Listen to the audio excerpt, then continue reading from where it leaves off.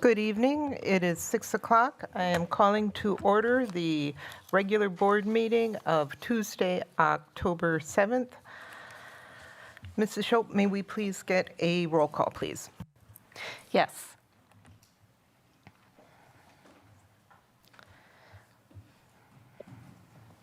Amy Levy? Here. Tom Hankins? I'm sorry. I know it's still on. Here. Okay. I don't know where you're at. Brian Nichols? Here. Megan Miller? Present. Carol Fox? Here. And Joanne Rue? All members are present except Joanne Rue. Thank you, Mrs. Shope. Can I get an approval of the agenda? But I am requesting to remove item 7C, consideration of personnel compensation. So moved. May I offer an amendment? I checked as late as 10 o'clock last night, and I did not see the minutes attached. So if we could remove those so we can have time to review them. All three sets? Okay. Mr. Nichols, are you in agreement with that? Yes. Second? Thank you. We have a motion by Brian Nichols and a second by Amy Levy to approve the agenda with the removal of 7C, 6F, 6G, and 6H. All in favor? Aye. Aye. I Any opposed? Motion carries unanimously. Tonight, we have the privilege of having Principal Ryan Stengel with us tonight to introduce a student from Fruzen Middle School who will lead us in tonight's pledge. And I also have the pleasure of introducing Principal Stengel, not just as Mr. Stengel, but now he is a doctor.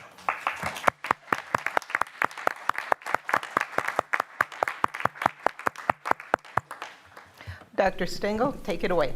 Well, thank you so much. I'm very happy to be here to do the pledge, and we have two 8th grade students with us, Jana Miller and Madison Sellen, and we also have Jana's little sister Quinn helping us out.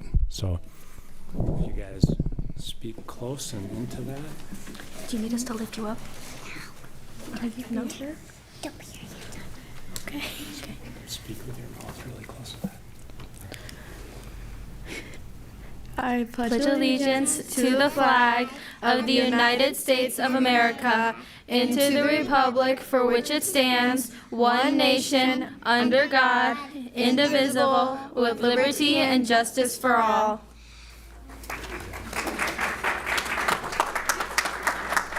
And thank you, Board President, for the recognition. I appreciate it.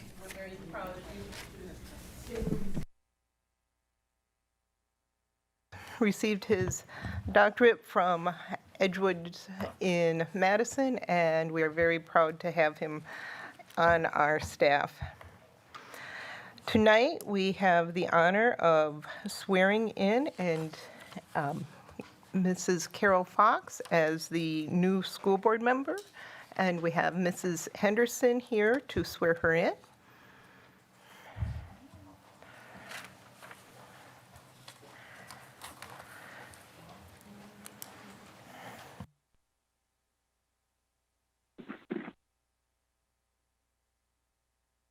Good evening, everyone.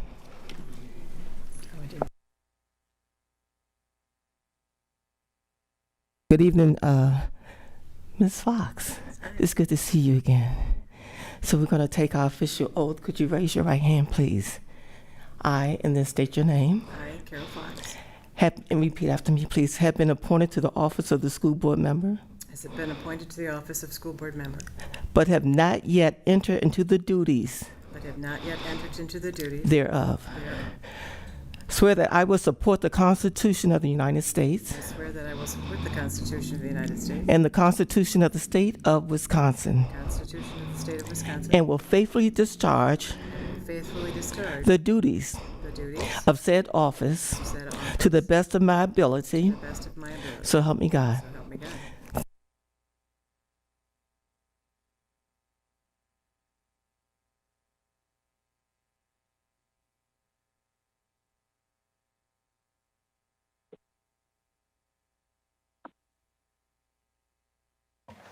Thank you, Mrs. Henderson. We appreciate you staying with us tonight and taking care of that for us. And congratulations, Mrs. Fox, and welcome to the team. Our next item is the board president report. Good evening, and thank you for joining us tonight and for your continued interest and support of the School District of Beloit. I am pleased to share that Carol Fox was appointed to the School Board of Education last night. Mrs. Fox brings with her a distinguished career in education, a wealth of knowledge and expertise, and years of dedicated volunteer service to our district, often wearing many hats along the way. Please join me in congratulating Mrs. Fox and expressing our deep appreciation for her ongoing commitment to our students, staff, and community. Again, thank you, Mrs. Fox, and congratulations. On September 17th, the board held its annual budget hearing, during which Director of Finance Stephanie Elwood presented a balanced budget for the 25-26 school year. Like many other districts across the state, we continue to face challenges related to declining enrollment.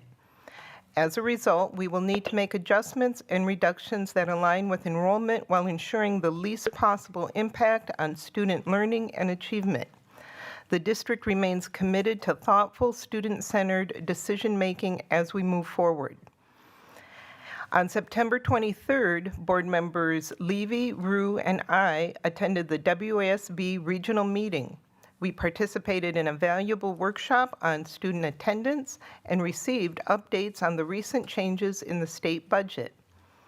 These sessions help ensure that our board remains informed and engaged in state-level education initiatives that impact our district.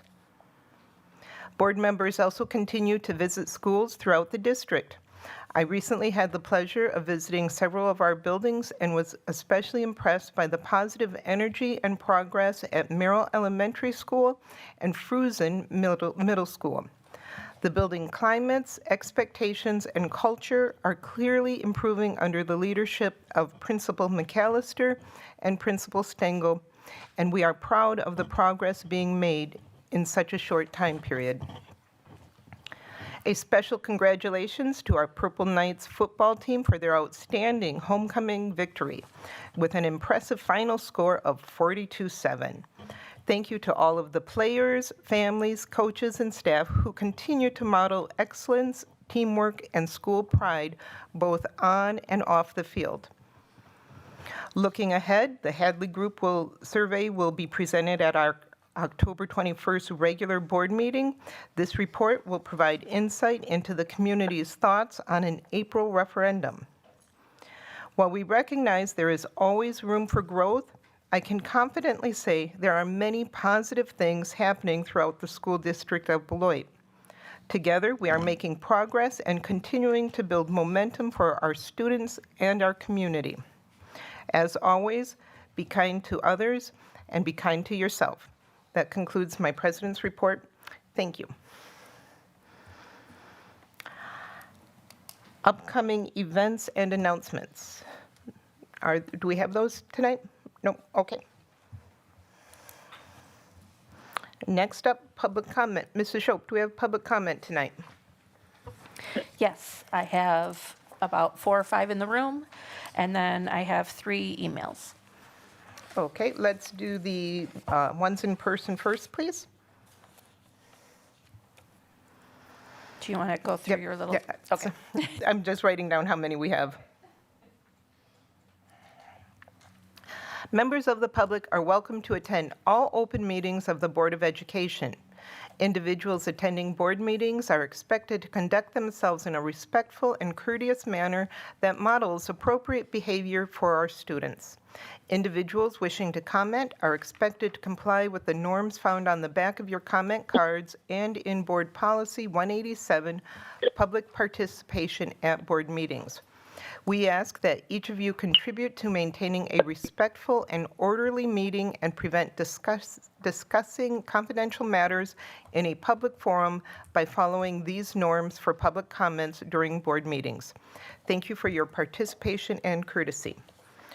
Mrs. Shope, at your convenience. First, we have Alyssa.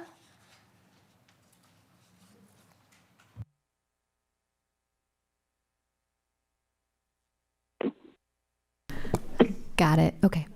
Hi, everybody. As stated, my name is Alyssa Rohr. I currently work as one of the school nurses in the district and have been working here since 2017. So I came before a time when Michelle was in her position, and I have several concerns about the potential of eliminating her job.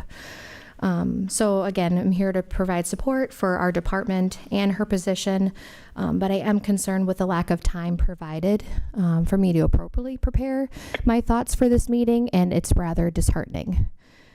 Plainly, there is absolutely no way the director of school health position can be accomplished through any other means, such as a lead nurse position, manager title, etc.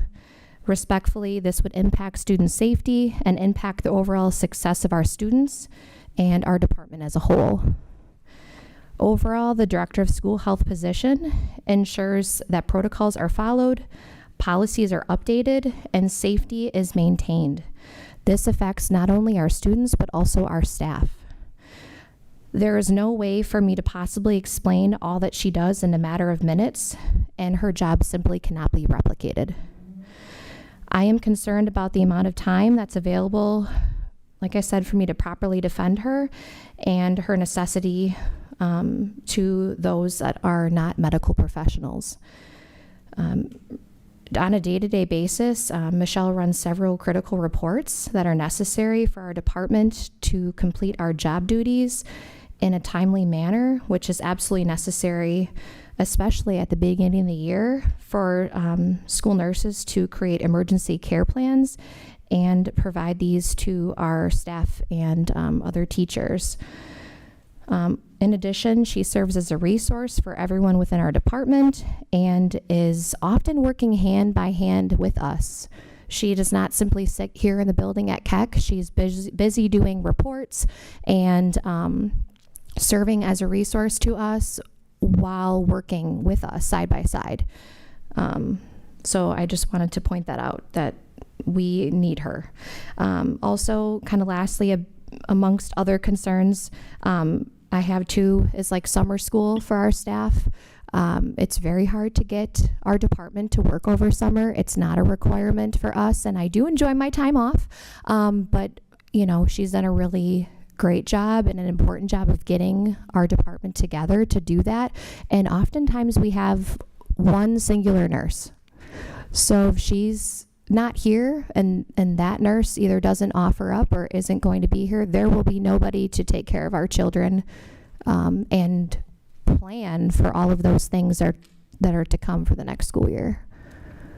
So acuity is only getting higher. There are more and more student needs. It's not the same that it was 25 years ago.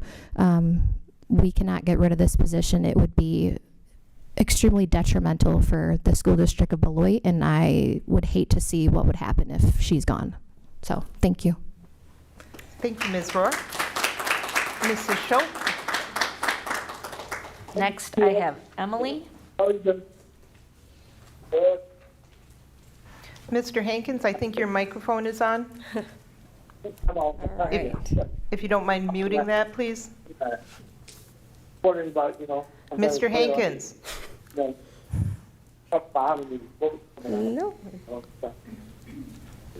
What do you hear from this? You know, Should I start?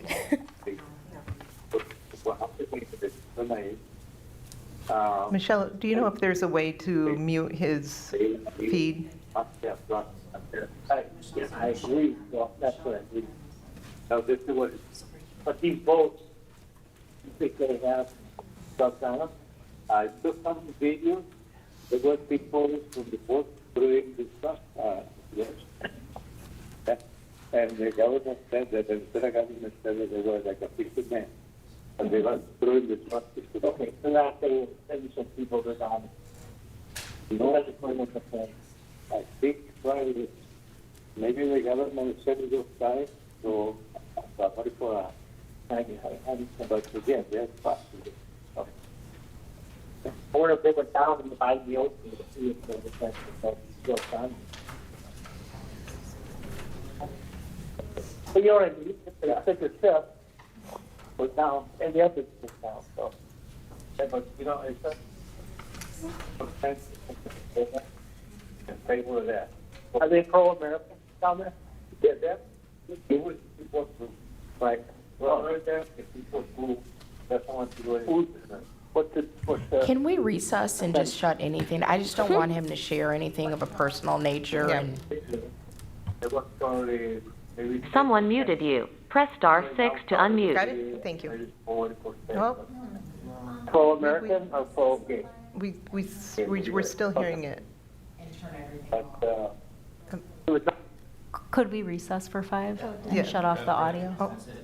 Oh, Never mind, thanks. Thank you, Mr. Berg. Emily, please go ahead. Okay. Hi, I'm Emily. I was a school nurse back from 2017 to 2023. And I also was department chair under Michelle. So I just wanted to speak on behalf of the thoughts of getting rid of the director of school health position. So first thing I want to ask is just, and the majority of people are going to say no to the question. There may be a slight few that may say yes. But do any of you know how to read a medical order for a G-tube feeding? Do you know what stridor sounds like, or the difference, or how it differs from wheezing? Or could you complete an assessment to rule out appendicitis?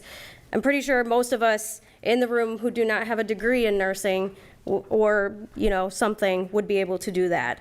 So these are only a few examples of what nurses do every day. So eliminating the director of school health position would not just be a budget decision, it would create disorganization, risk, and potential harm to students. A pupil service administrator without a nursing background could not safely or effectively oversee a department that provides medical care. The director of school health is not a desk job. It's a leadership position grounded in clinical expertise and responsible for ensuring compliance with medical laws, standards, and documentation, overseeing emergency care, delegation of medical procedures, training and supervising health staff across the district, maintaining health protocols, infection control and immunization compliance, coordinating care for medically fragile students, serving as a liaison with the local health departments, physicians, and agencies, and providing critical in-district CPR, AED, and first aid training at no additional cost. Without this role, who will support and train new nurses? Because I'll tell you what, most people around here aren't going to know how to train a nurse to do their job in the district.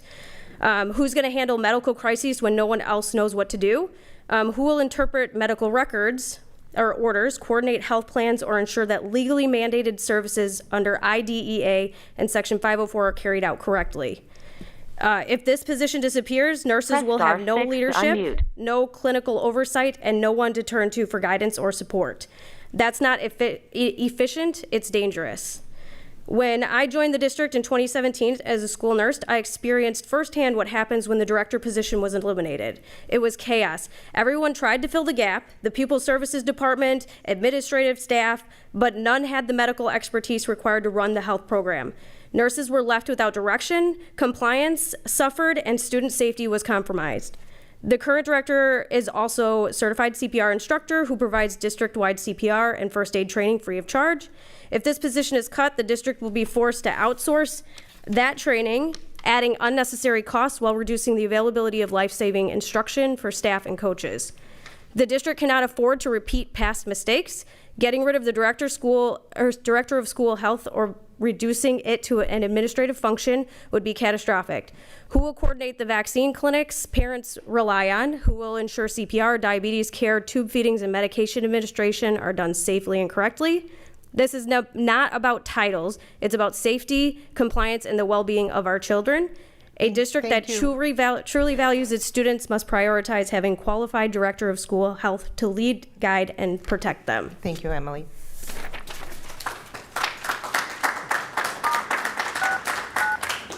And just You as unmuted a yourself. reminder, there is a 3-minute time limit, and the timing starts when you start talking. If you want time yielded, you can, as I mentioned before, you can have time yielded from a colleague or somebody that's here in the audience. Mrs. Shope, who's next? Next, we have Michelle.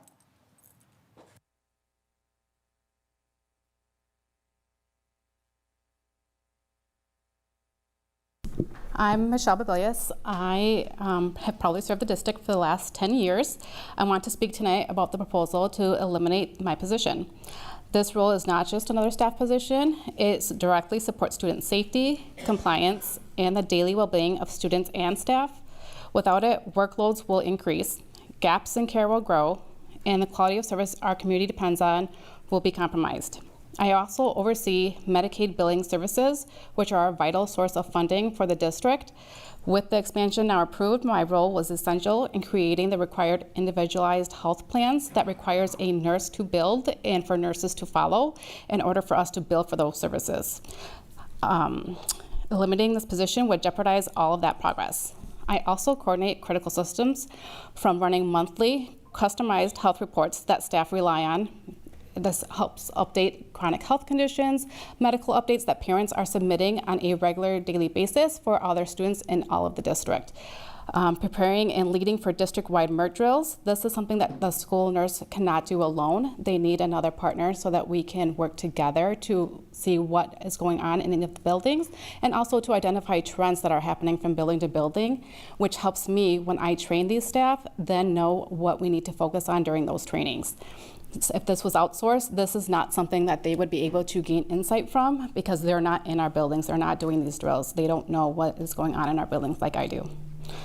In addition, I work year-round. The summer, again, months which are some of my most busiest months of the school year. I stringently look through policies and procedures. I compare them with state statutes, what changes have been made, also with the school nurse consultant to see what guidance she is providing, what changes are happening. This is something that our school nurses do not have the time, nor are they working during this time to find those out. I also work closely with our medical advisor during the summer times so that we can get everything in place so that when nurses come back and they have to already hit the ground running, they don't have something else added to their plates because it's just not something they are able to manage at that time. And I wanted to stress one other factor. I'm the only bilingual nurse in the school district. That means when families come to urgent health needs and if they need someone that they can call and discuss their complex medical needs, that's not something that a translator is able to do. They do not have the knowledge or medical background to gain that information or to know when a family might not be expressing or might be confused about a question that's being asked and how they can change or rearrange that question so that they can be understood. Health services are essential, not optional. Cutting this role while leaving others untouched sends a message that student health and safety is not valued by our district. I urge you to carefully weigh not only the short-term savings, but also the long-term risk to compliance, to safety, staff morale, and public trust. Thank you for your time and for considering. Thank you.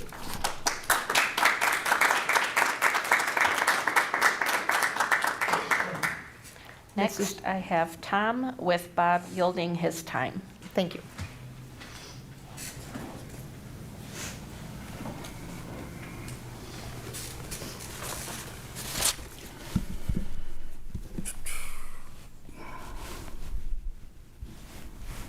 Good evening.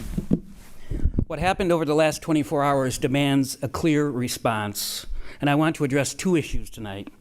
The legality and transparency of yesterday's Policy and HR Committee meeting and the proposal to eliminate the health director position.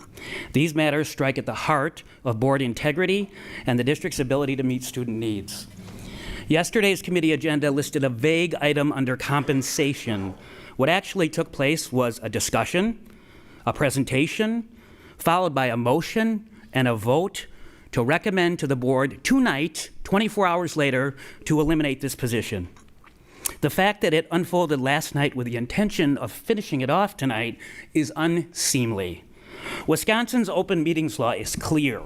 Every agenda must describe the subject with reasonable specificity so the public understands what you're going to talk about. Compensation does not meet the standard. The public had no idea what was talked about what was going to be. In fact, I asked teachers, what do you think this means? And they thought it was about them getting another raise. No one knew what that was about. I'd like to remind you, I shared your chief legal counsel once, and I know how these agendas are made and how those conversations go. Yesterday's presentation supposedly cited comparables from other districts, but no documents were uploaded publicly. That is unacceptable. If data is used to justify a staffing decision, it should be posted in advance. I would love to know which districts were cherry-picked. This district continues to have a problem refusing to understand its uniqueness. The Policy and HR Committee has, in my opinion, repeated issues of this nature. These actions have gone uncontested legally, but they have been brought to public light. The pattern continues. This board cannot build and maintain trust when committee processes are used in ways to sidestep the law, proper notice, transparency, and accountability. Now, what has really driven me here tonight is not just the illegality of what happened last night, and yes, to my dear debate partner in the community, it was illegal, but the absence of basic human decency. The individual who holds this position, the only one, had no idea this was happening. This is not how you treat someone who has given years of service to this district. And this is exactly one of the main reasons why, in this district, it's a revolving door, because actions like what happened last night serve as a bellwether for others. If it can happen to her, it can happen to me, and I'm packing my bags. Since 2019, this position, 2019, 6 years, has brought in over $9 million in Medicaid reimbursement, revenue that otherwise wouldn't have existed. And let me tell you, that has been a struggle for 25 years to get Medicaid reimbursement done correctly. In 6 years, her salary alone has been paid for 75 times over plus. You don't get that kind of result by tacking an addendum onto someone and telling them to run an elementary school too. You have to get the medical expertise and the dedicated time to manage Medicaid alone. And you've already heard just a small smidge of what that position requires. It's not like Medicaid hasn't been in the news lately, and the ability to navigate that and the regulations and the changes is only going to get more difficult. You need that money. Without the expertise and focus, those dollars disappear, and there have been periods of time in this district where those dollars have disappeared. Frankly, this all feels like red meat to the base. Please, stop catering to persistent negative voices that will never reward you with a yes referendum vote. The job here is not to do the bidding of Eyes on Beloit in public or in backroom deals. It is to do your job as board members judiciously and look at the big picture. If you eliminate this position, it's a story as old as time in this district. You will outsource, you will pay more addendums to other staff, and that 30 or 40,000 in savings of salary you thought might be 8 or 10. You gonna die on this hill? Those pushing to cut this position should understand what it entails. How many of you have taken the opportunity to shadow her for a day or even a few hours? Eliminating this position is not fiscal responsibility in light of budget cuts. It is fiscal malpractice. $9 million. What other job in this district pays for itself 75, much less one time over? School nursing today is nothing like it was 25 years ago. You heard it. The complexity has increased. Mental health, ailments, things that we deal with weren't even around a generation ago. Was anybody thinking about a pandemic 25 years ago? And let's face it, there's a gatekeeping system in this community where other schools illegally say, we can't help you with those needs. They come here, the uniqueness. It is my understanding that this item is not being moved forward this evening, but I am here because I know it will come around again. When it does, I hope you will approach it with transparency and humanity and fiscal responsibility that this community deserves. The board will have a choice. One of the main goals of this building, besides promoting academic achievement, is to nurture and treat your people well. You as a board and a central office are to be servant leaders at all times.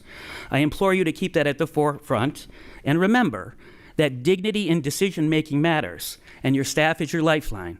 And I will say again, the people out there that are being catered to too often, you could burn this building down, and they will still not support your referendum. Thank you.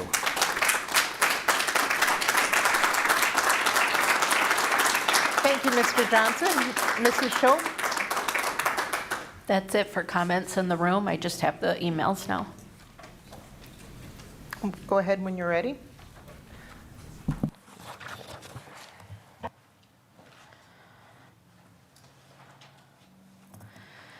This email is from Michi. Please reconsider eliminating the nurse director's position. Working under the nurse director has only brought confidence, knowledge, and the desire to further educate myself in the medical field. This would most definitely be a big impact in the department and the Beloit School District in itself. Nurse director keeps the department in compliance with all the back-end work: reports, training, policies, procedures, tracking of illnesses, CPR training, training staff for field trips, and educating staff when needed. She implements that policies and procedures are being followed by staff.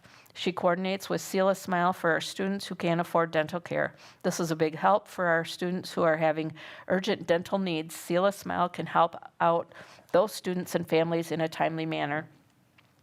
The health staff turnover recently has been high, so having a nurse director makes staff feel secure knowing the medical knowledge and background she holds with BSD.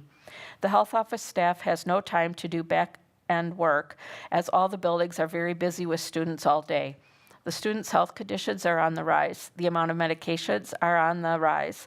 The student school health needs are overwhelming for one or two staff members who are in the building, which then causes stress, anxiety, and turnovers. It can be too much to handle at times that we do need to reach out to the nurse director to come help in that building.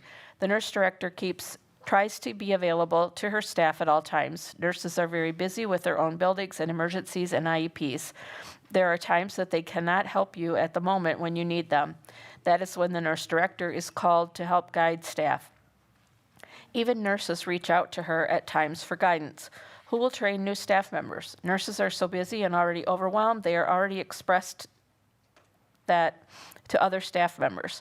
This will only lead to more workload for your current staff who are already struggling to keep up, are very overwhelmed, which is also causing staff to have medical conditions themselves from the overload. Your health staff is keeping it together by a thread, and that just shows how committed they are to the BSD, as they are trying to survive in this economy that does not nearly meet pay at other facilities. But that just shows how much of an impact the nurse director has on staff for pulling through. Staff can only hope that that increase can happen sooner than later. Who will oversee the department? Will they have a medical background? Who will hold staff accountable? Who will keep the medical policy changes and initiate them into place? Who will step in when staff calls off? Who will direct staff when a nurse is not available? Who will run reports to make sure students could go on field trips? Who will be in charge of organizing communication with Seal a Smile? Who will organize Thank you, Mrs. immunization Schob. The clinics? time is up. Okay. You have 5 more seconds. Is it about done, or is, It had about 4 more lines in the text, in the email. go ahead. Finish or go on? Quickly, please. Okay.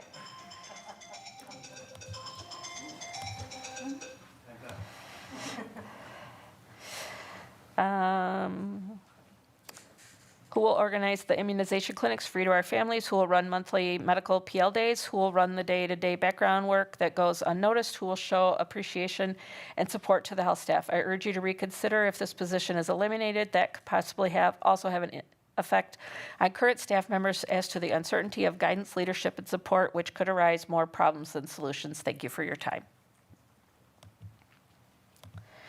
The next email is from Karen.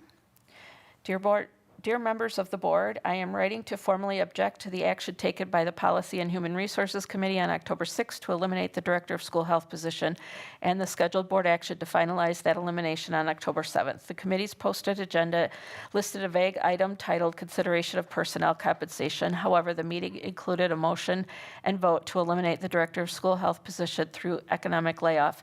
This constitutes a clear violation of Wisconsin's open meetings law. Under Wisconsin Statute 19.84, Parent 2, public notice must set forth the time, date, and place and subject matter of the meeting in such form as is reasonably likely to apprise members of the public and the news media thereof. The Wisconsin Supreme Court reaffirmed in State X REL Buswell versus Thomas School District, 2007, Wisconsin 71, that vague or generic agenda language is unlawful when it prevents the public from anticipating the true subject of discussion or action. Describing this item as personnel compensation when the real action was the elimination of a director-level position is neither transparent nor lawful. The public and potentially the affected employee were denied fair notice of a significant decision. Furthermore, the identical vague language has been carried forward to the regular Board of Education agenda for October 7th under item 7C, Human Resources Employment Recommendations. This repeats the same violation, compounding the issue. The open meeting law exists to ensure the public's business is conducted openly and honestly. What occurred here was not an oversight. It was a deliberate attempt to conceal a controversial action. Pursuant to Wisconsin State Statute 19.97, Parent 3, actions taken at a meeting held in violation of proper notice requires may be declared void. I urge the board to withdraw this item from consideration until it can be properly noticed and discussed in full public view. Transparency and accountability are essential to public trust, especially regarding personnel decisions that directly affect the health and well-being of students and staff. I am also ready to express deep concern regarding the proposed elimination of the position. Beyond the serious questions surrounding the legality of the process, the community deserves to understand why this position and those who have held it have repeatedly been targeted by a very small group of individuals. In recent years, there's been a sustained and coordinated effort on local public platforms to misrepresent the role and work on this position through anonymous claims and misleading statements. It is categorically false to suggest that the current director is not present in schools buildings daily. The reality is that this position carries on an extreme and demanding workload. The Director of School Health develops and maintains complex medical care plans for students with significant health needs, participates in IEP meetings to ensure students receive legally required health-related supports, coordinates district-wide nursing coverage and staffing, and increasingly difficult tasks given today's shortages, oversees licensed nursing staff and specialized training, and frequently fills in for registered nurses while managing daily triage at complex Thank you, medical Mrs. Schultz. situations. The time is up for this one.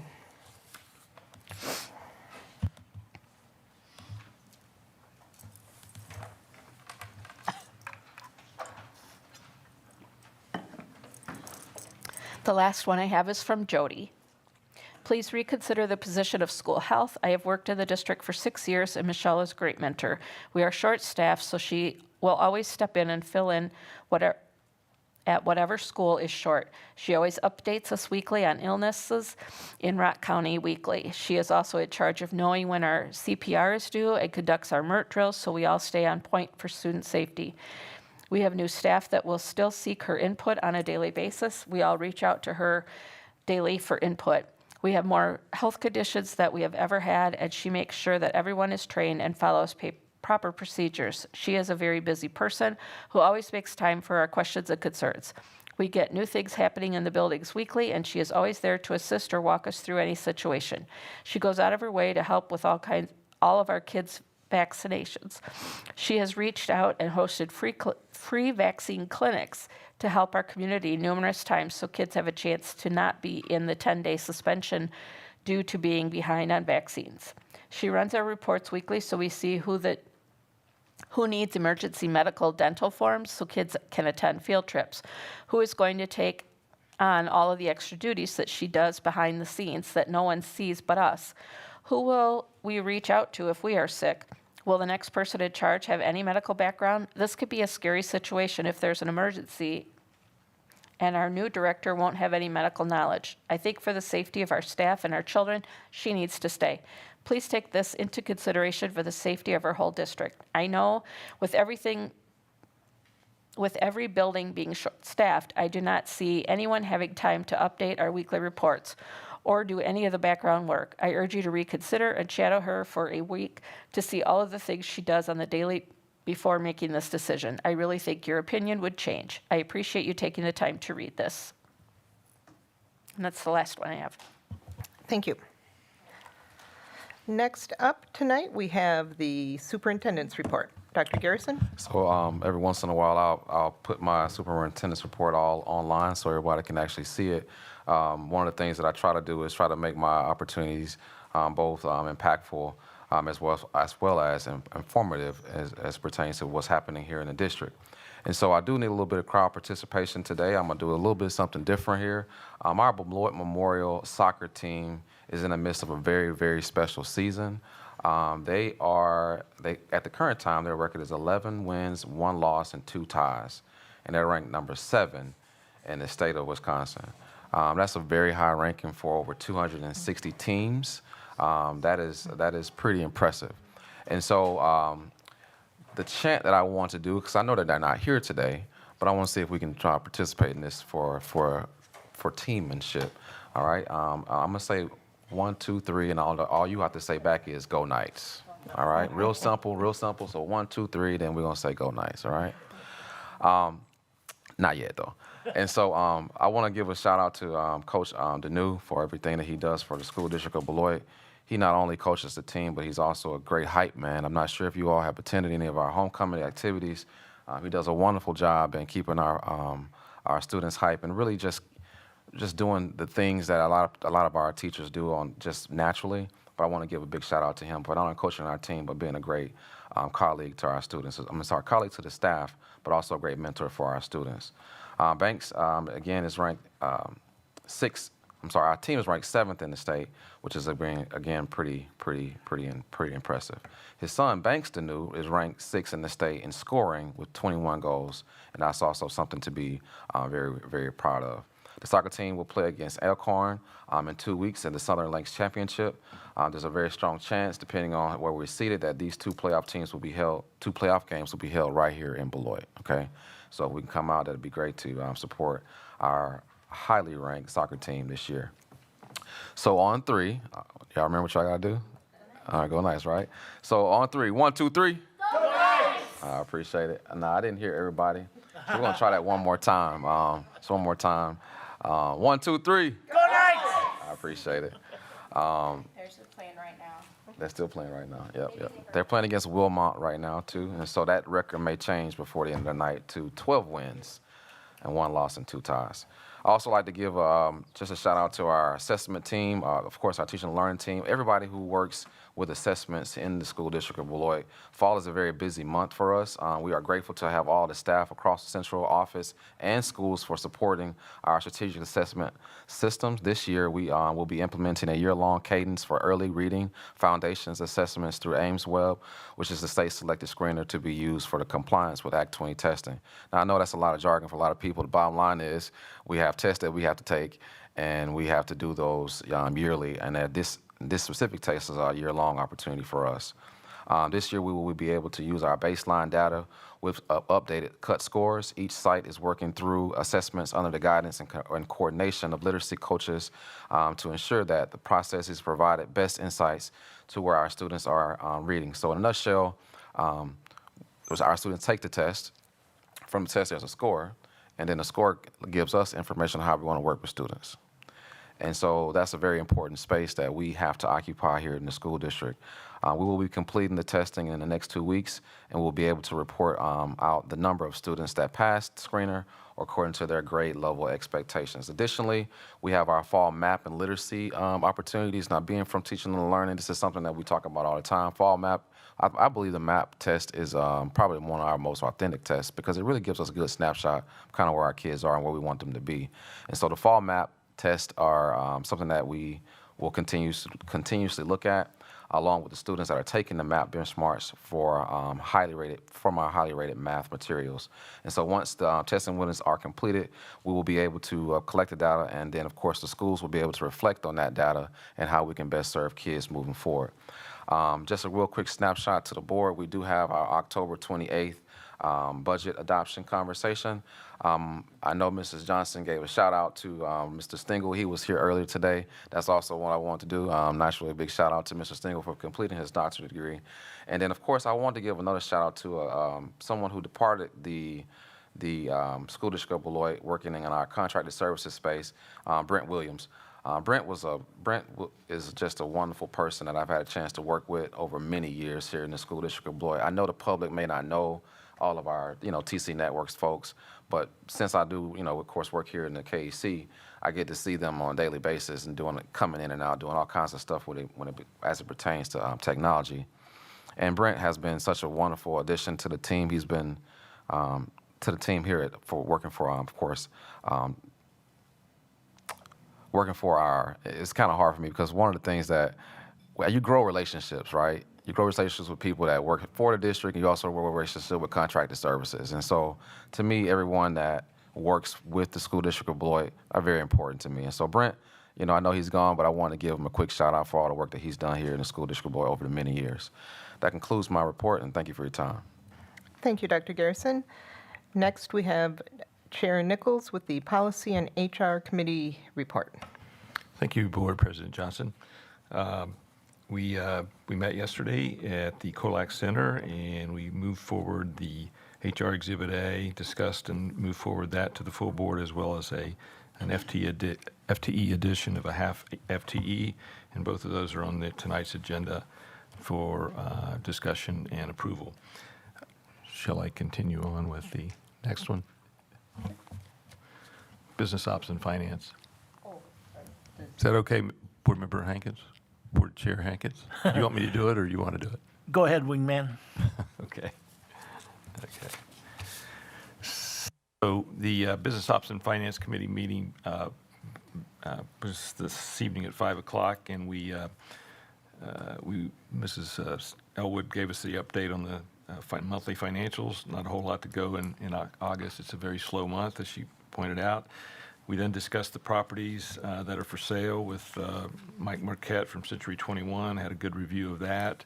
And we also had a good discussion about the McNeil property. There's a community member that's trying to do something to potentially utilize that space, and that would be advantageous to the district. We also had a contracted service purchase approval that comes out of Fund 50, so we moved that to the full board for approval, and then we've got a discussion that got shortcut, so we're going to talk about that in the board meeting later on this evening. That concludes the Business Ops Finance Committee report. Thank you. Our next agenda item is board travel, the State Education Convention 2026, and the Fall Legislative Conference.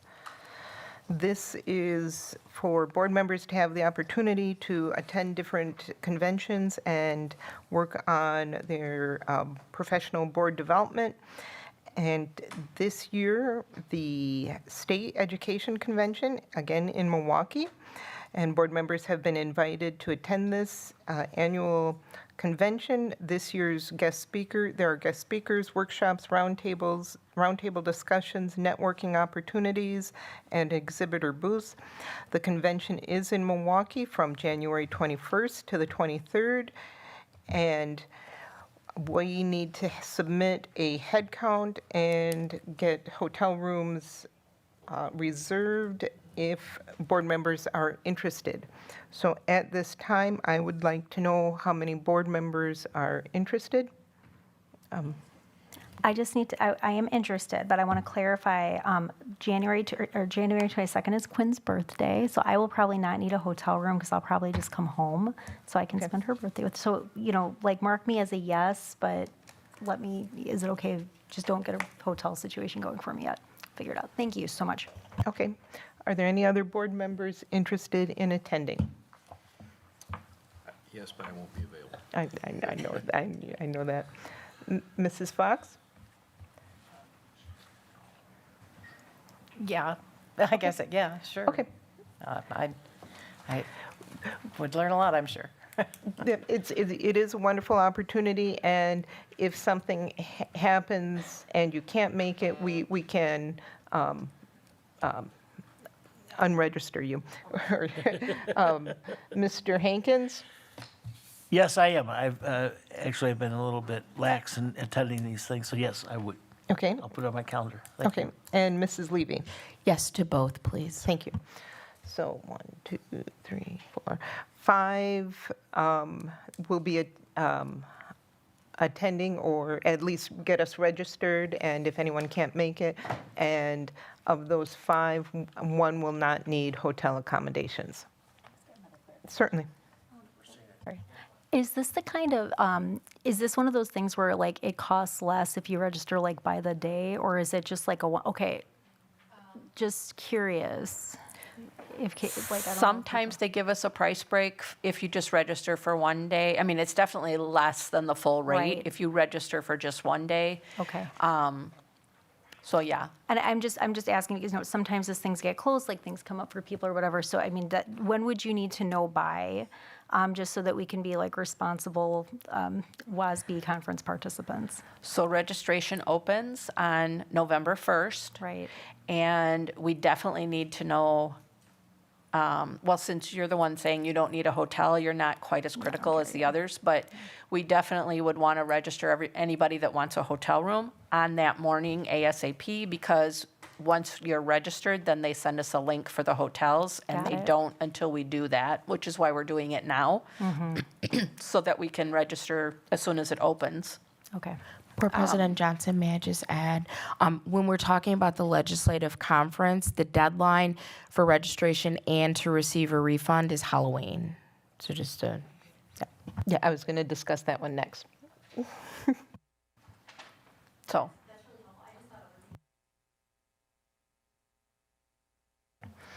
Okay, so 5 for attending, 4 for hotel accommodations. And the second item is the Fall Legislative Conference in Stevens Point. Right now, we have 1 board member that has indicated she is interested in attending. Are there any other board members interested in attending the Fall Legislative Conference? That is Saturday, November 8th. We've got Mrs. Levy. Anybody else? Let me look just a second.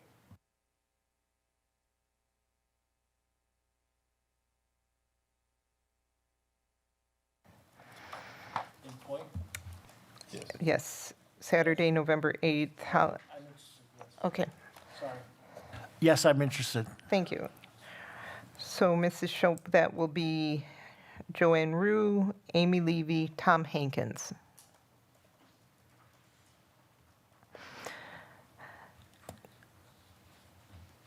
Can I get a motion for approval of 5 board members to attend the 2026 Wisconsin Education Convention, January 21st to 23rd, 2026 in Milwaukee? So moved. I'll second. Motion by Megan Miller, seconded by Brian Nichols. Any discussion? Hearing none, all in favor? Aye. Aye. Aye.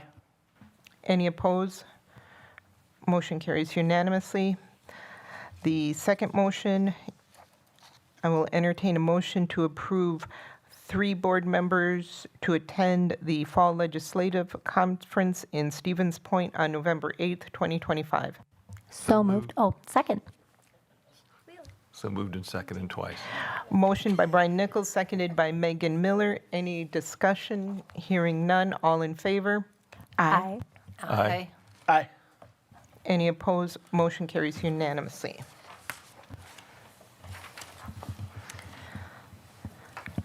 Our next item tonight is our third Friday count information. The purpose of this item is to provide information on the district's third Friday report submitted to the Department of Public Instruction. The attached report is also kept on file. Please note that this is our membership count. Secondly, our in-district head count for the 25-26 year is 4,762. In 24-25, our head count was 4,954 during the third Friday count.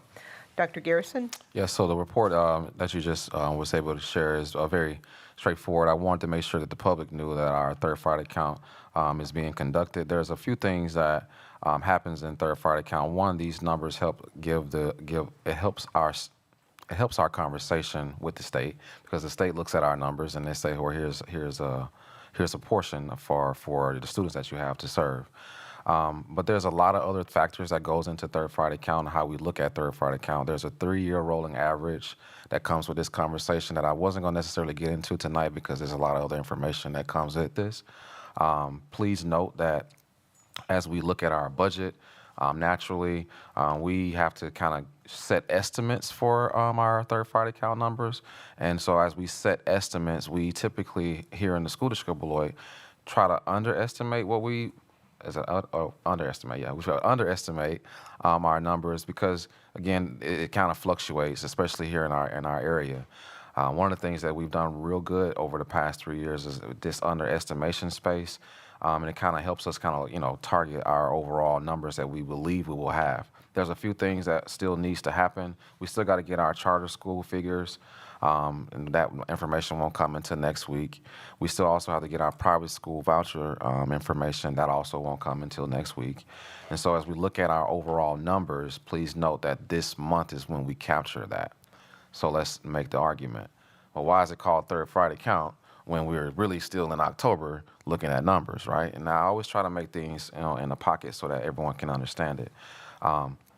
These numbers are, how can I say, they fluctuate across all districts. And so if everybody was finished on the third Friday, and then naturally it takes the state time to get all this information back, it gives us really about a month to capture all of the numbers to say, here's where we are, okay?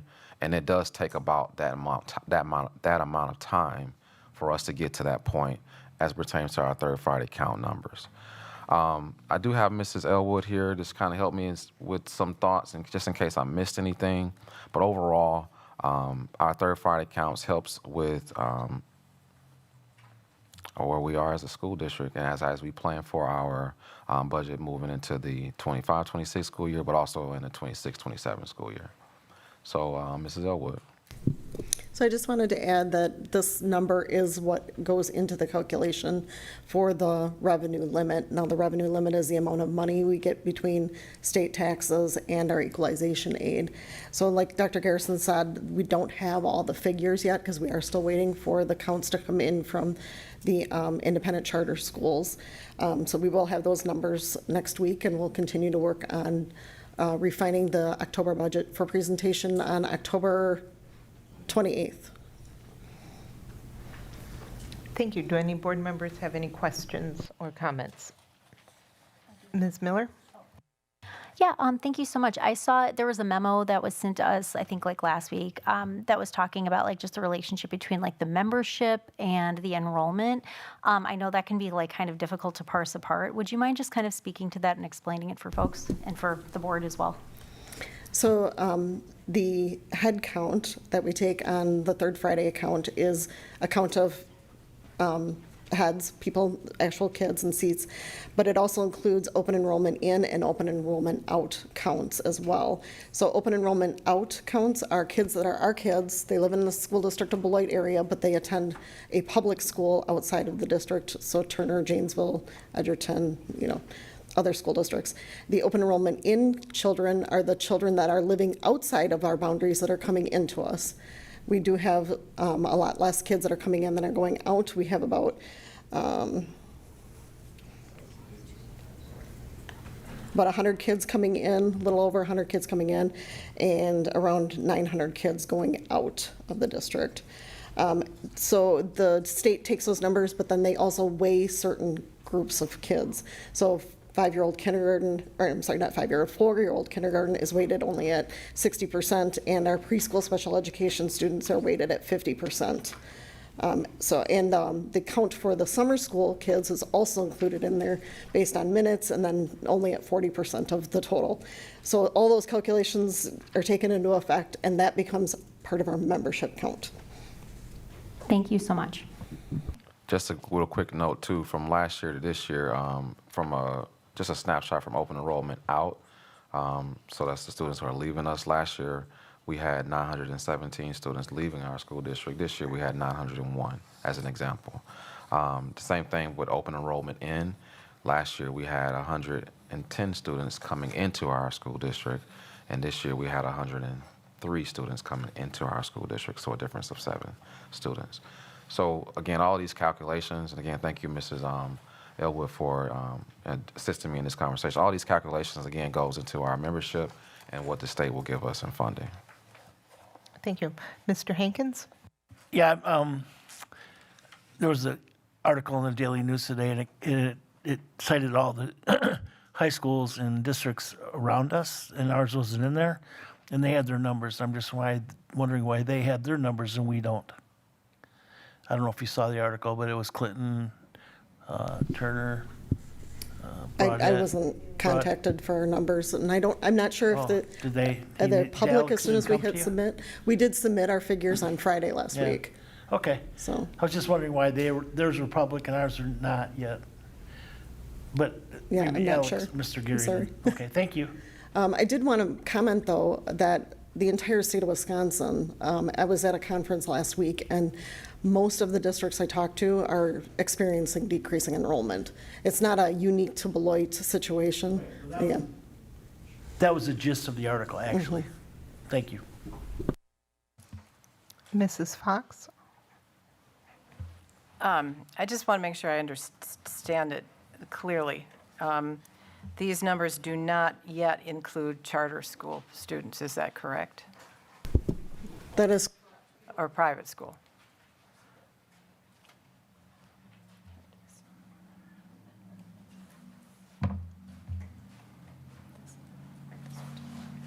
That is correct. We do not include them. Okay, so we still have a ways to go because I was looking at what they calculated the membership on, and it looks quite low, but if it doesn't include those numbers, it may make a difference. I'm a little concerned about the actual figure of the number of students that we have sitting in our seats, because that is significantly lower than what we had last year, I believe. Is that correct? By 192 students. Okay. Okay. Thank you. Any other board member questions or comments?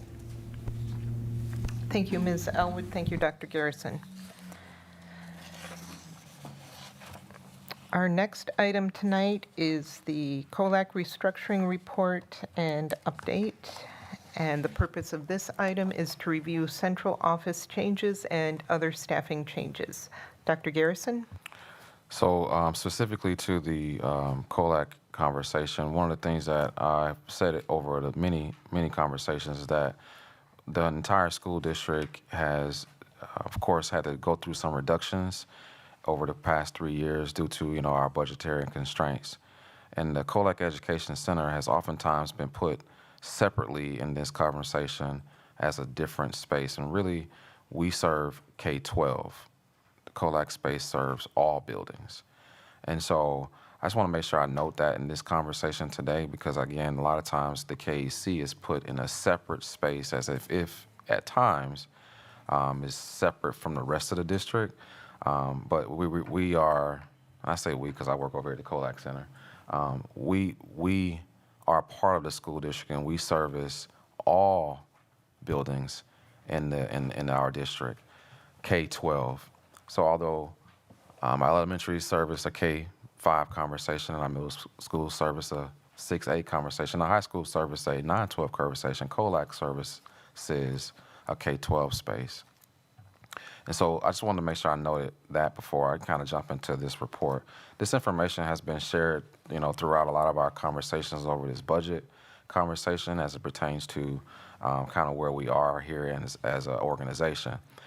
If you take a look at what's on your documents, one of the things was the Colac Education Center reductions. And if you look at from one year to the next, you can see there's been considerable reductions here in our organization. And this is in the organizational chart.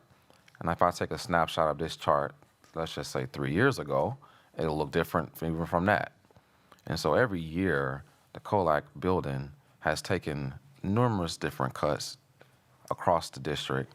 We've taken numerous cuts here in the building of the Colac Education Center to offset the cuts that could potentially be somewhere else. That has always been, something that most central offices will get that conversation when we start thinking about restructuring and cuts. People typically say, well, you need to start at the top, or you need to start at the Colac Educational Center. And I understand that space because that's not a new space in any district.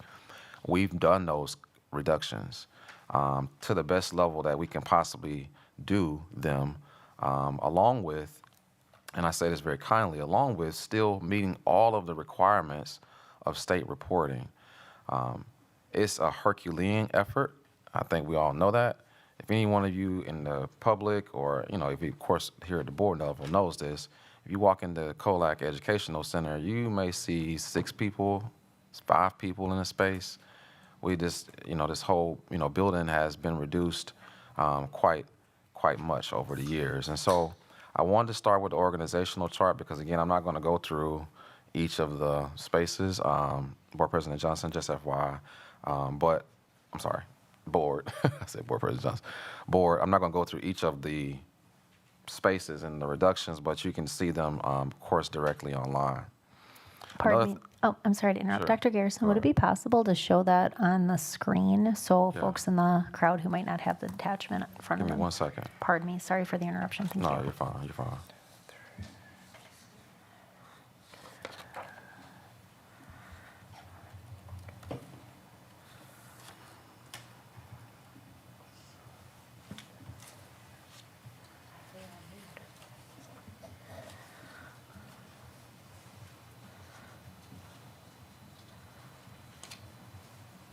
Okay. Down here.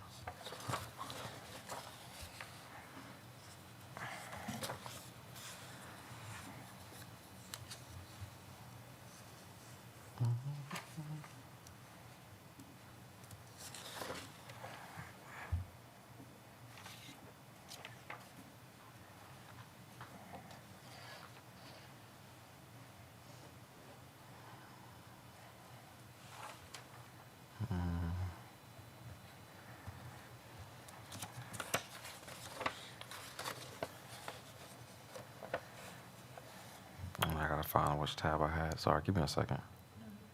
There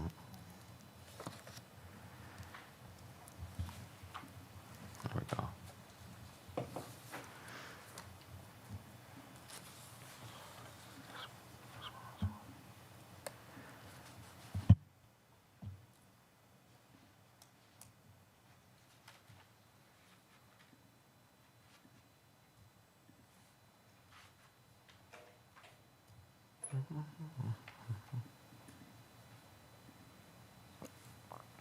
All right, sorry about that. No, it's all good. So, what you see here is, again, I'm not sure why it's not moving. So, I'm not sure why it's not moving on my side right now. Give me a second. I might need to refresh my screen.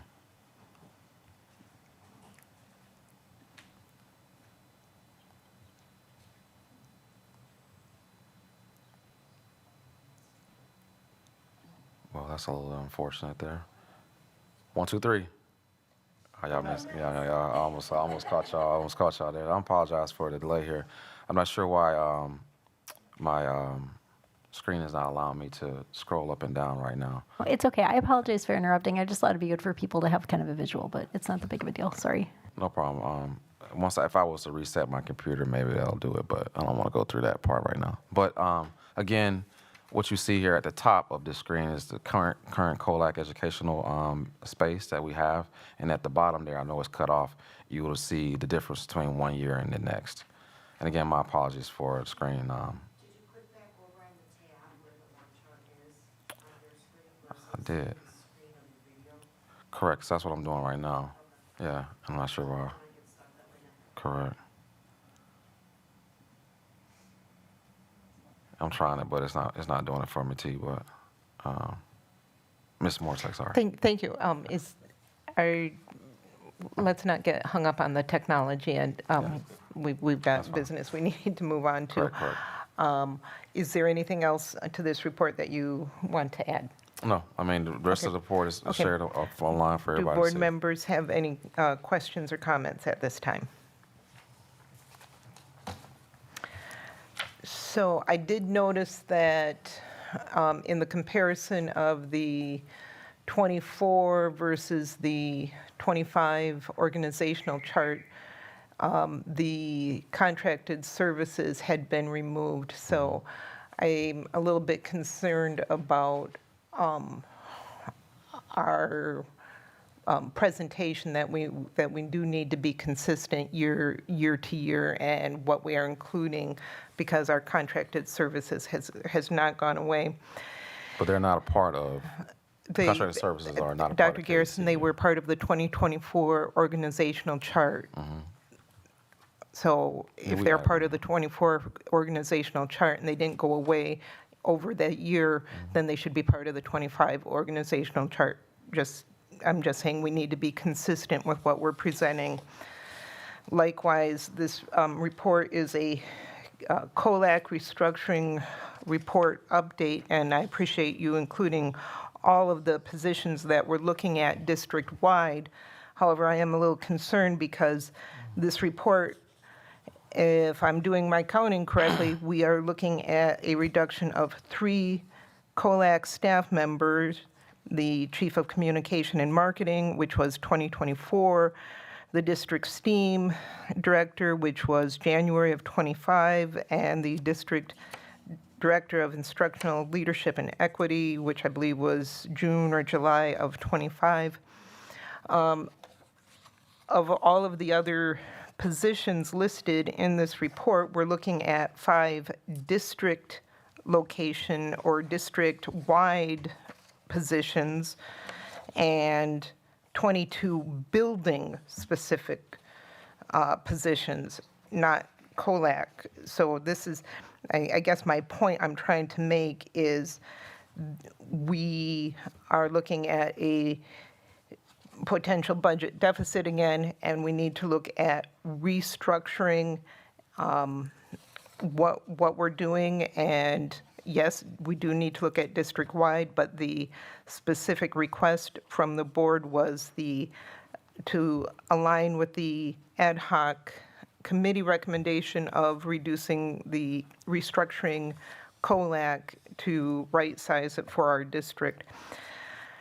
And since there are no other questions, okay, are there any other questions or comments by board members? Ms. Levy, Ms. Miller. That's okay. No, thank you so much. Well, comment was just, I was just gonna, thank all of our staff for being so resilient, I guess, under all of the cuts that have been made. And to your point, I guess I'm just a little confused after hearing your comments, so I'm just gonna offer a clarifying maybe question or statement. When I read this attachment, this first one here, I guess I read this as like the first 3 pages being the district overall, and then so how there's like the 4th page there that's strictly COLAC. So I guess like in my read of this, and I apologize for not remembering this, I guess I don't remember the board asking for a specific report on this, but I'm reading this as here's like the district impact overall, and then there's that separate 4th page that just delineates the COLAC piece. So like I was reading that as like, this is how that amount, which it looks like a total $614,822, falls into that larger context of the total cut from those first 3 pages total, which looks like $4,009,006, I can't read right now, $4,961,382.44. So I guess for me, like, I guess I was able to discern that, like, from what was attached. And my only question to Dr. Garrison and his team, if that's okay, is just, I guess I'm curious, as we're going into approving this budget for this year and anticipating challenges for next year, what are our highest priorities that have been the most difficult, I guess, like, tasks or responsibilities to fill or to compensate for, since there have been so many cuts? And I would love to hear not just about COLAC, but the district as a whole. That's not something that has to happen tonight, but as we are approaching quickly our budget approval, I just think that would be a really helpful kind of, I don't know if it's like a report or a presentation, just so that we can be very mindful about how we move into next year's budget. Thank you. Mrs. Fox? I just want to comment sort of from my perspective and from what I remember from the ad hoc perspective.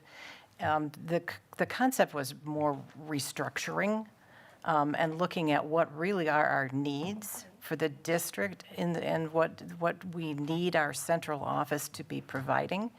We've cut a lot of positions and we've cut a lot of things that maybe we think we need. So the whole idea was how do we relook at what we need and how we can structure it. I don't think we need to make any more cuts. I think, the actual dollar amount, I think we're there, maybe beyond there. But when you talk about things like, the chief of marketing and communications, I mean, how important was that? What are we missing? How can we cover that in a different way if we're looking at restructuring? So it's not so much that we need to cut anymore. We need to look at how we can get the best service provided to our district out of the central office. Thank you, Mrs. Fox. Mr. Hankins?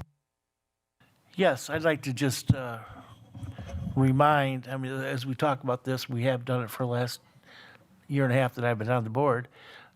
There's attrition, and there is, you look at some of the COLAC or executive team that have left voluntarily or just went to another job, blah, blah, blah. And we haven't filled those because that. But so to me, those aren't cuts. And I agree with Carol that restructuring is probably the mode we should be in. And I mean, attrition happens, but I think we have to be very delicate on how we fill the holes, like you called the Swiss cheese thing. We can't just plug people into, or not plug people back into the holes that are left because people resigned or retired or whatever. You know what I mean? So I agree we should have a strategy about all that. Thank you. Thank you, Mr. Hankins. Our next agenda item is compensation for non-BEA and non-BSU employee groups. The purpose of this is to discuss salary compensation and possibly take action. Dr. Garrison? So the school district of Beloit has, of course, went into our negotiated spaces, and of course, from the BEA's perspective, 2 weeks ago, I think it was. Forgive me if I'm not the right time frame there. We did approve the 2.95% salary increase for the BEA membership, and now we're moving into the conversations as it pertains to all other employees. And so what you have before you is a motion to approve the 2.95% increase for non-BSU employee groups. That would include all non-employee groups that are not associated with the BEA. This 2.95% increase is cost of living with a 0.81% increase to the scale. And I know a lot of people may not understand what we're talking about, but naturally, there's a scale that we look at that determines our overall compensation model here in the school district of Beloit. And so that's what we're asking the board to approve tonight. Thank you, Dr. Garrison. Any questions or comments? Is there a motion to approve advancing returning employees, those employed during the 24-25 school year who are in employee groups not represented by the BEA or the BSU, and excluding daily and permanent substitutes one row down on their group's corresponding compensation matrix, which equates to an approximate 2.13% increased salary and an additional 0.81% to each cell for a total increase of 2.9%. New staff starting in the 25-26 school year will only receive a 0.81% increase on the scale. I'd like to make that motion just to clarify the total increase of 2.95%. Thank you. Thank you. Motion by Megan Miller. Is there a second? Second. Second by Brian Nichols. Any discussion? Ms. Levy? Thank you. No formal discussion. Just wanted to point out to the public that these funds are coming from OPEB. Thank you, Mrs. Levy. Any other discussion? Hearing none. All in favor? Aye. Aye. Aye. Aye. Any opposed? Motion carries unanimously. Our next item tonight is compensation for BSU employees. Dr. Garrison, did you want to add anything to this discussion? It's standard to the rest of the discussion, so no, ma'am. Okay. I will entertain a motion to move approval of advancing returning employees represented by the Beloit Secretarial Union, those employed during the 24-25 school year, one row down on their group's compensation matrix, which equates to an approximate 2.13% increase in salary and an additional 0.81% to each cell for a total increase of 2.9%. New staff starting in 25-26 school year will receive 0.81 increase on the scale. So moved, also just with the 2.95%. Sorry. Second. Yeah, I read that.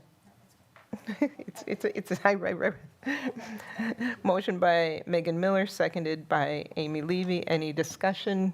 Hearing none. All in favor? Aye. Aye. Aye. Motion carries unanimously.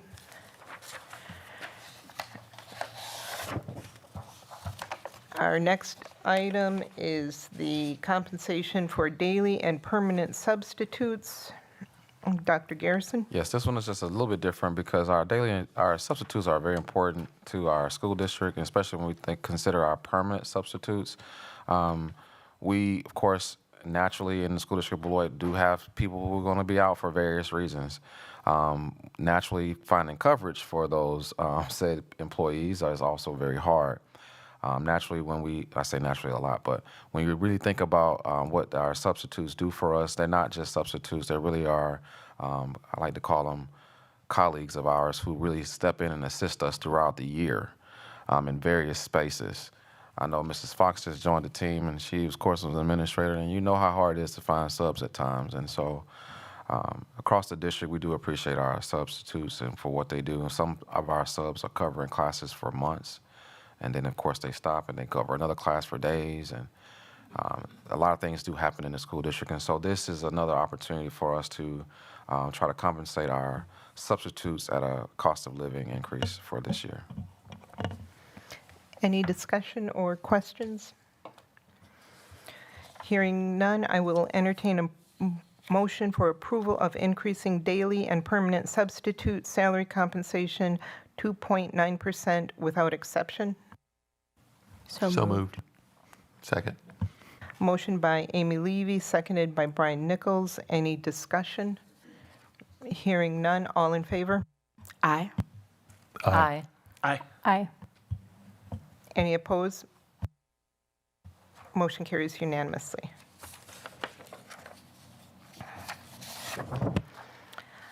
Next on the agenda is our consent agenda. We have already removed items F, G, and H. Typically, there is no separate discussion of the items unless a board member so requests, in which event the item or items will be removed from the general order of business and considered in their normal sequence on the agenda. Are there any items any board members would like pulled? Item E, please.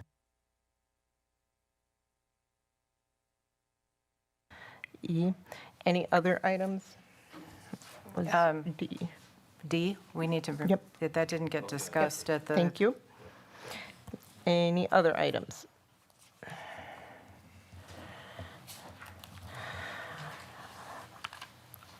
Okay, Mrs. Shope, I have us removing items D and E. Is there a motion for approval of the remaining two items, the August 25 monthly financials and the contracted services purchases approval? So moved. I'll second. Sorry. Motion by Amy Levy, seconded by Tom Hankins. Any discussion? Hearing none. All in favor? Aye. Aye. Aye. Any opposed?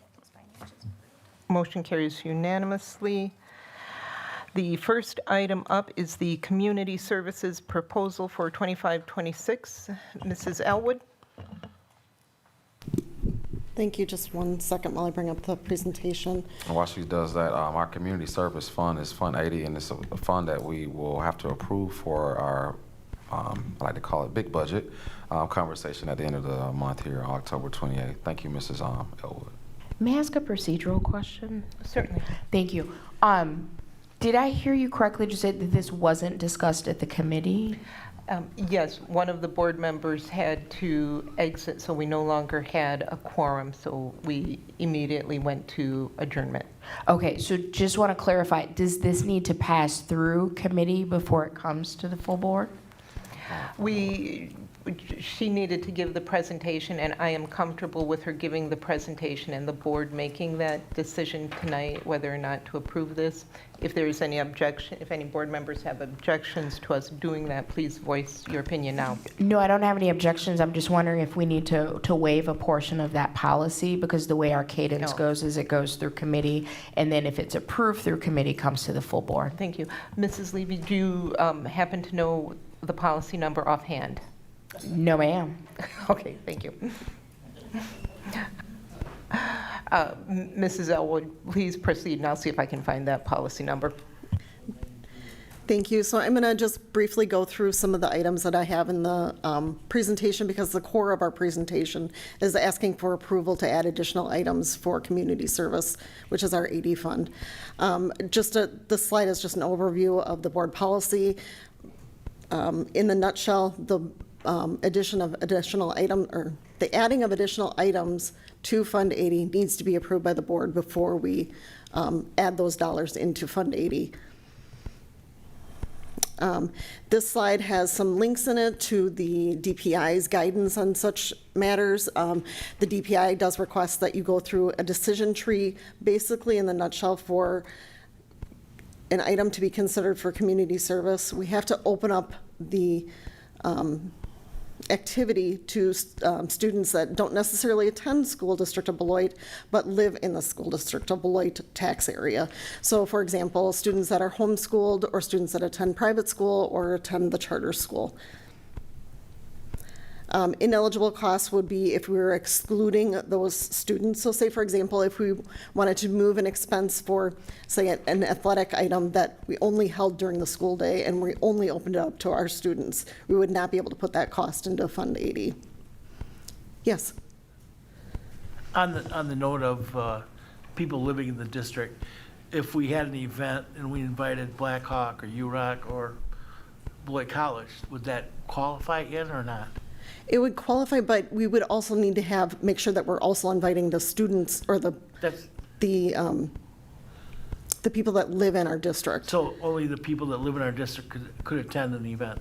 No, it can be opened up to multiple places or multiple communities, but the main part of it being a community event is it's our community. Okay. Because our taxpayers are being asked to pay for the event. I understand that. I was just wondering where that line is drawn. I know, yeah.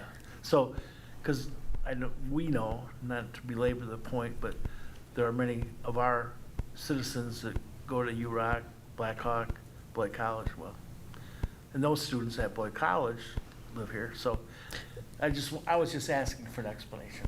Yep, and if the people are living in our district and paying taxes to the community of, Right. of Beloit, then Does a Boyd College student qualify? I don't know the rules on that. yes, their residence is inside the city They of are. Beloit, Okay, inside thank you. our tax entity. This is the board policy in detail. And again, the guiding principles. And this slide is breaking out the costs for Fund 80.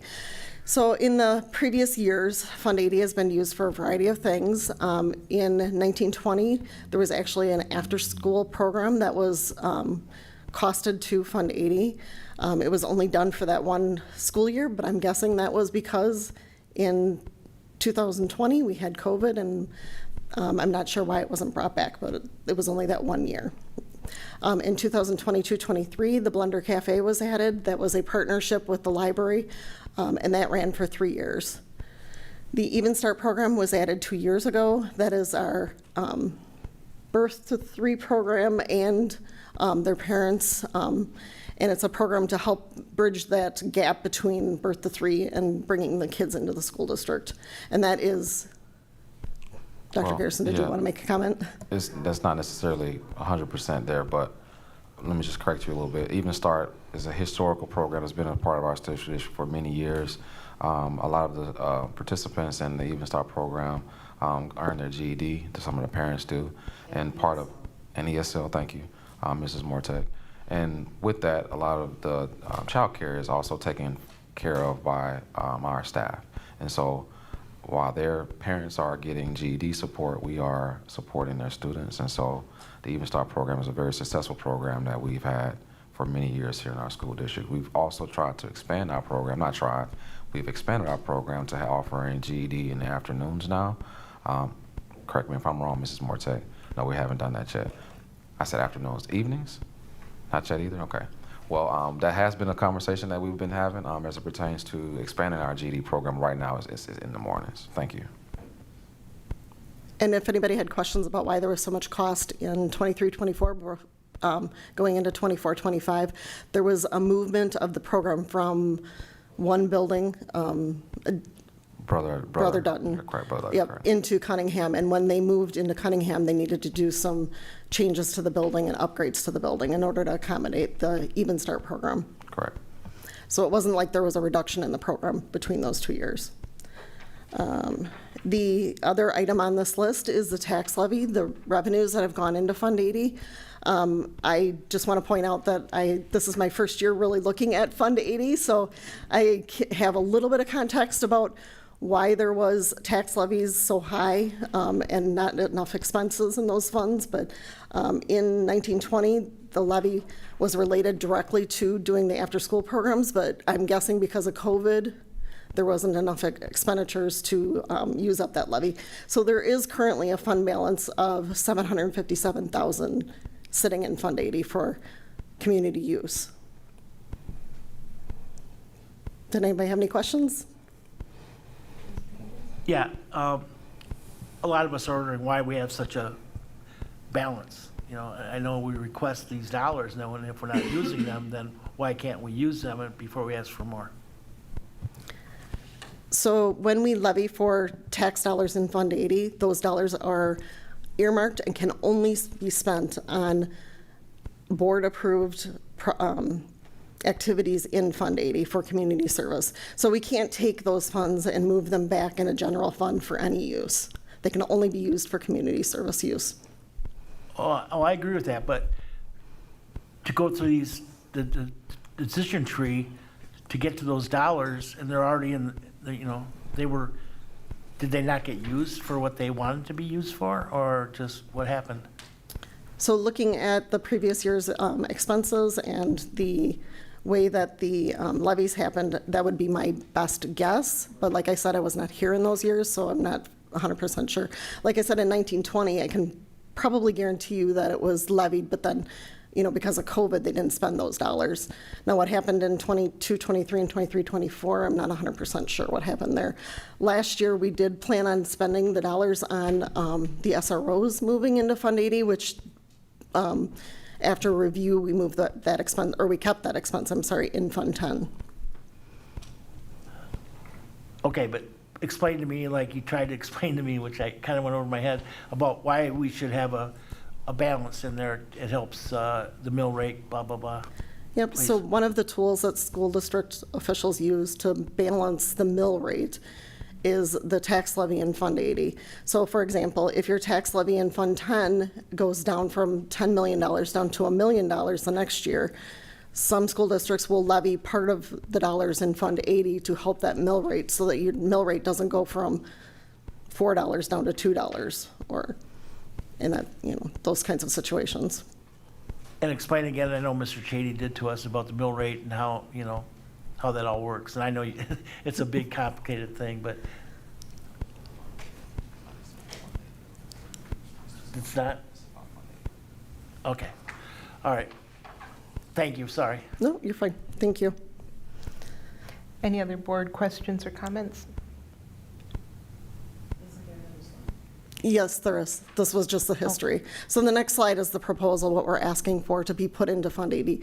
So there are dollars to spend in Fund 80. So the levy in Fund 80 is up for discussion still for the next budget.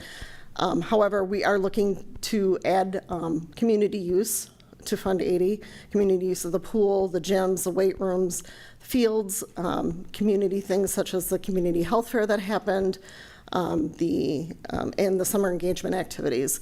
And there are, I think, a couple other activities that are coming up also that community has been involved with or invited to as well. Did you have anything else you wanted to add to that, Dr. Garrison? So this slide in particular gives us a snapshot of what I believe was asked at the previous meeting that we had, the public hearing conversation. And so we wanted to go back and add some numbers to this specific slide as it pertains to what we are asking for to be added to the community service proposal. All other things are standard to what we've already had, so that's no changes there. And these two things are the main things that we want to add to the community service fund, Fund 80. Thank you so much, Mrs. Elwood, for the very fast overview of Fund 80. Thank you. And to follow up with Mrs. Levy's question about moving this to the full board, I have not found such a policy. I think that is just a practice either through Robert's rules or that we have done. And it does not appear that this was for action at this time. There's no motion on this. It was action we're asking for action at the previous meeting. Okay, what is the proposed motion for this item? Give me 1 second. I go back to the other meeting. Give me 1 second.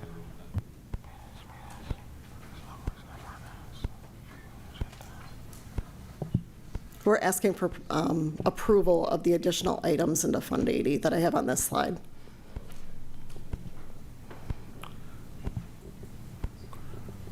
Correct, that's not a recommended action. We did put to be determined because naturally you guys could say we want to do one over the other, but we would like to move approval of the Even Start programming into Fund 80 as well as the additional proposed usage for 25-26, $150,000 for the community use of our district's resources. So moved. Second. Motion by Megan Miller, second by Amy Levy. And Mrs. Shope, when you have a chance, would you please read the motion back?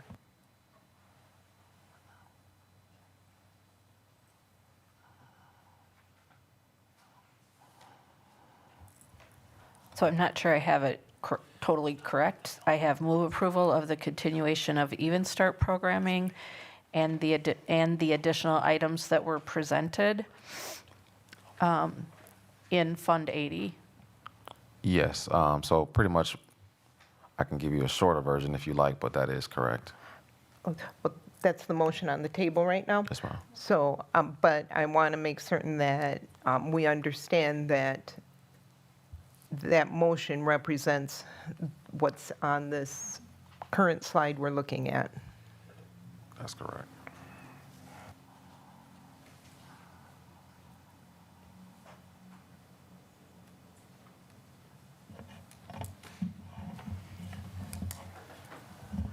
So it looks like there's a total of 6 different items that we would be approving for Fund 80 funding for the 25-26 budget.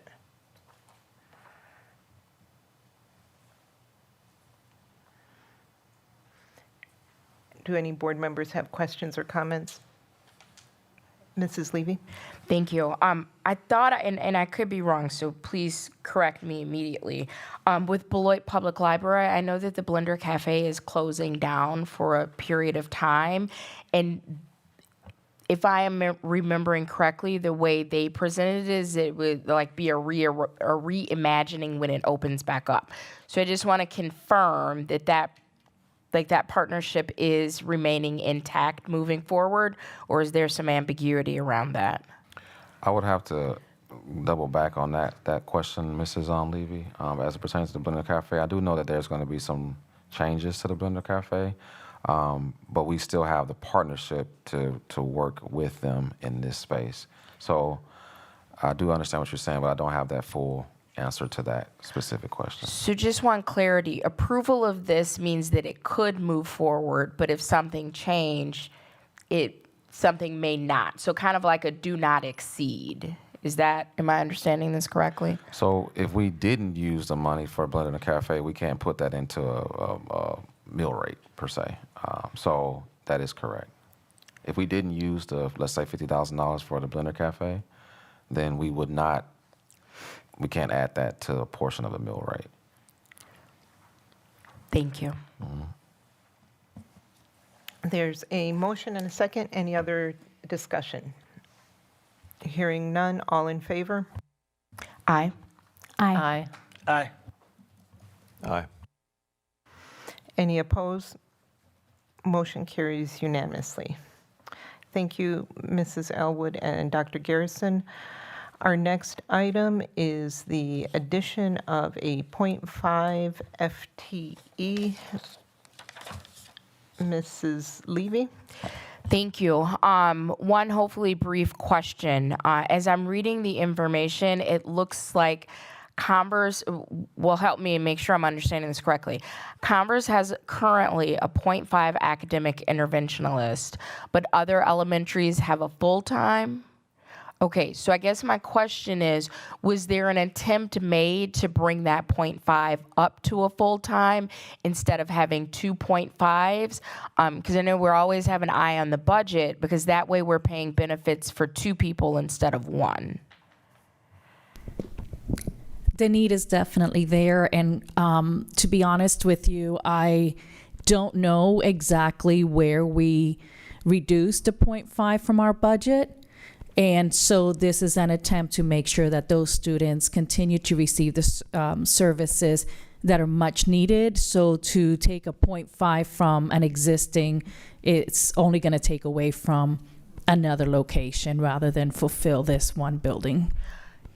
Okay, so it's not one person working in one building as part-time, it's a split. This is going to be one person who is going to fill the full FTE.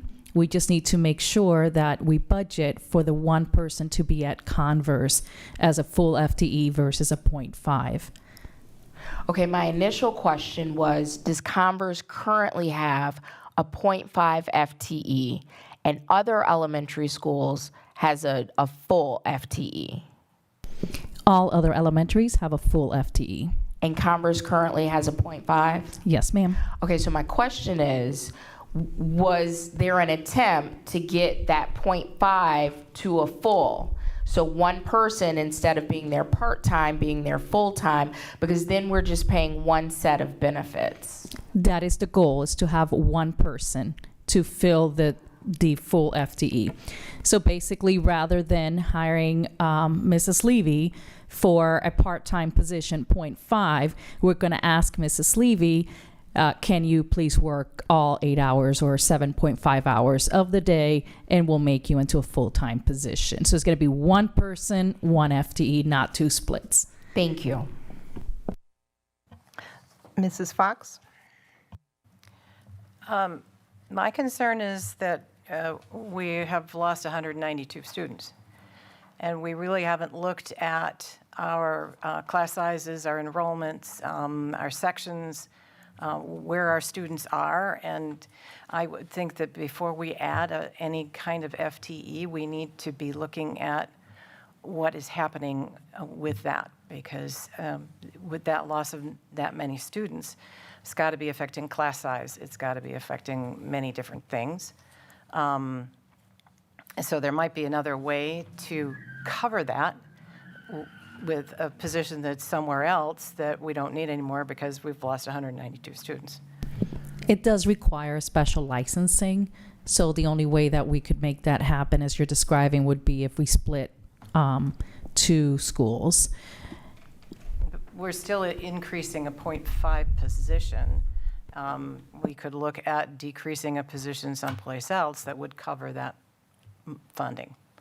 I just, when I look at the enrollments, and we've lost 192 students, and we're looking at budget cuts to turn around and say we need to add a 0.5 position without looking at those things first, I think is misguided, given the fact that we are having such a budget problem. I'm not saying we don't need it. I'm saying we need to look at some other things first. Understood. Thank you. Mr. Nichols? I'm sorry. Mrs. Almendares, do I recall that when we discussed this yesterday, it's covered by grant funding, correct? This position would be grant funded, so it would not impact our budget. Right. Yeah, I thought that was pretty important information. It's a Title I position. Thank you, Mrs. Morentek. Ms. Levy? Right, why do I keep calling you Ms. Levy tonight? Ms. Miller? I'll take it as a compliment. It's all good. No, thank you so much. I think Ms. Fox raised some really important points, and I was just wondering if it would be okay to allow administration to speak to like what data supports the request, if possible. Sure. Ms. Mortek, can you come to the mic? When we're thinking about academic interventionists, they do more than just, I think sometimes people just think, oh, we got another body to do another job, but the reality is our students do have various needs. Due to testing, we have to do more with our students, and our academic interventionists do help us in that space, whether it be in reading and or in math. Now, additionally, when you're thinking about the academic interventionist position, of course we have new testing now, and that testing will give us a score for a student. Score for a student gives us then a snapshot of what needs to happen. And so our academic interventionists do help us in providing those extra layers of supports that sometimes our teachers necessarily can't always attend to. So if I didn't share anything extra, Mrs. Mortek, you can take it away from here. Sure. In the spirit of title funds, interventionists have been utilized for years. I honestly can't recall why Converse went from a 1.0 to a 0.5. I do know that she had a 0.5 person that's all she wanted to work at that time. It was a retiree that had come back. Converse does have one of our larger populations. And as we know, right, growing needs, and she actually has a growing EL population as well in that school.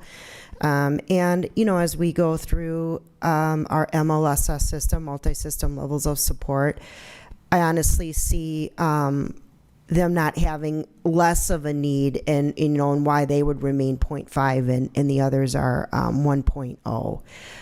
And so I just quick pulled up the title fund sheet, and it does look like Converse, based on the, they give us an estimate of the allocations, but then that's not approved until, DPI's timeline, unfortunately, is not on a school cycle budget, which makes things extra tricky.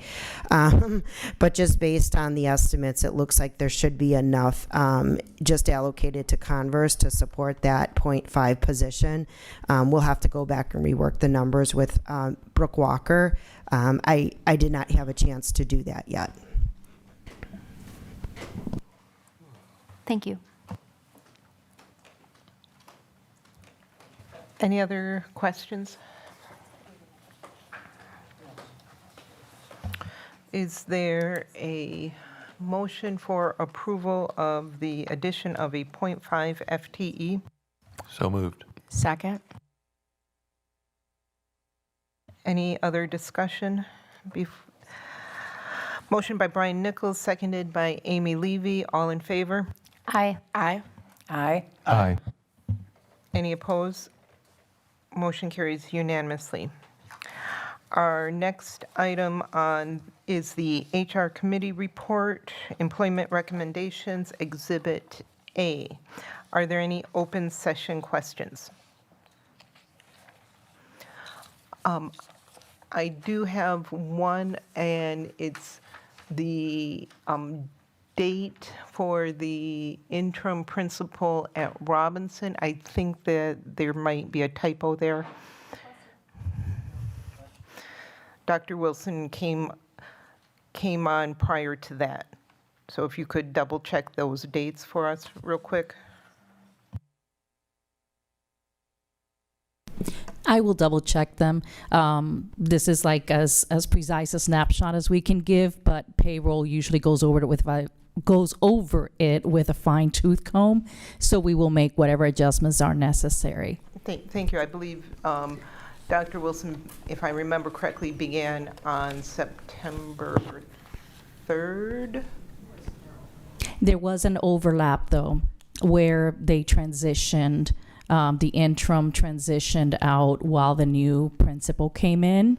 Okay, got it. So I do believe that may be the additional days you may be looking at, but I will double check it. Okay, well then that would make sense because then it would only be, well, I got 2 or 3 days overlap. Okay, thank you. Thank you. Any other questions? Open session? Are there any closed session questions? Hearing none, I will entertain approval of Exhibit A. So moved. Second. Motion by Brian Nichols, seconded by Amy Levy. All in favor? Aye. Aye. Aye. Aye. Any opposed? Motion carries unanimously. Our next item is executive session. Typically, the board meets in closed session per state statutes listed below to discuss items in this section of the agenda.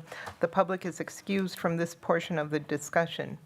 A motion may be made and a vote taken to convene the Board of Education into closed session pursuant to Section 19.85, Parent 1, Parent B of the Wisconsin State Statutes relative to considering dismissal, demotion, licensing, discipline, or any public employee or person licensed by a board or commission, or the investigation of charges against such person, or considering the grant or denial of tenure for a university faculty member and the taking of formal actions on such matter, provided that the faculty member or the other public employee or person licensed is given actual notice of any evidentiary hearing which may be held prior to final action being taken, and of any meeting at which the final action may be taken. The notice shall contain a statement that the person has the right to demand that evidentiary hearing or meeting be held in open session and pursuant to Section 19.85, Parent 1, Parent E of the Wisconsin State Statutes relative to property and negotiating public funds, and Section 19.85, Parent 1, Parent G of the Wisconsin State Statutes for conferring with legal counsel regarding soil contamination. The board will be going into closed session to discuss the legal update and advice regarding pending DNR soil contamination suit and consideration of personnel concerns and consultation with legal. Is there a motion? So moved. Second. Motion by Brian Nichols, seconded by Tom Hankins. Mrs. Shope, can we get a roll call? Yes. Yes.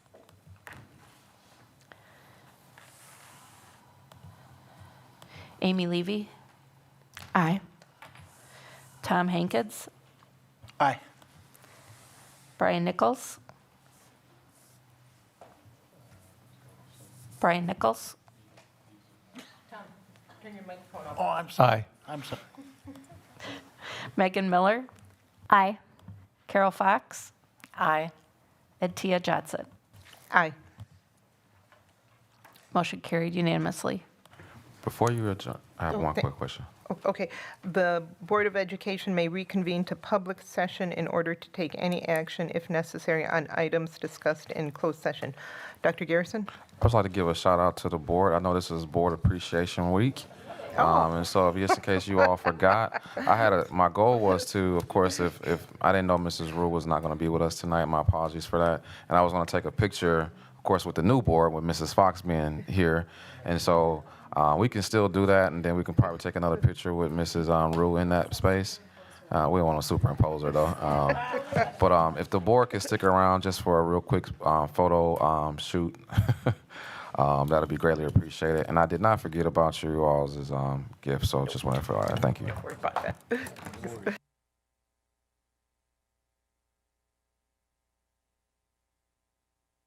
Board members, please don't forget to log out of your open session Google Meets.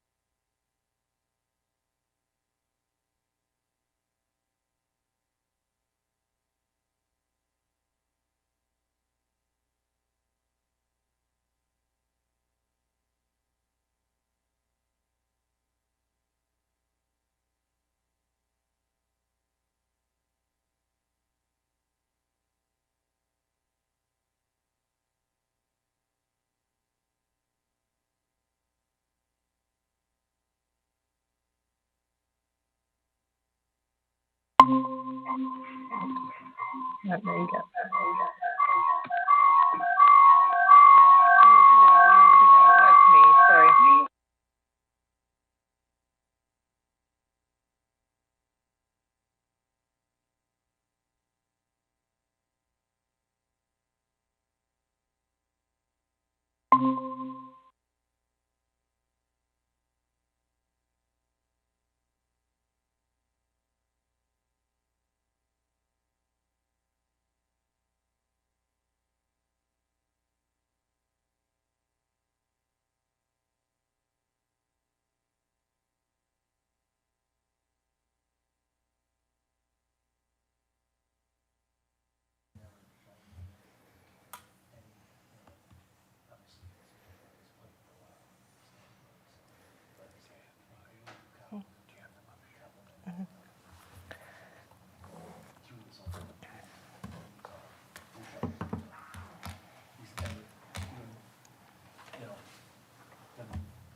You know what I mean?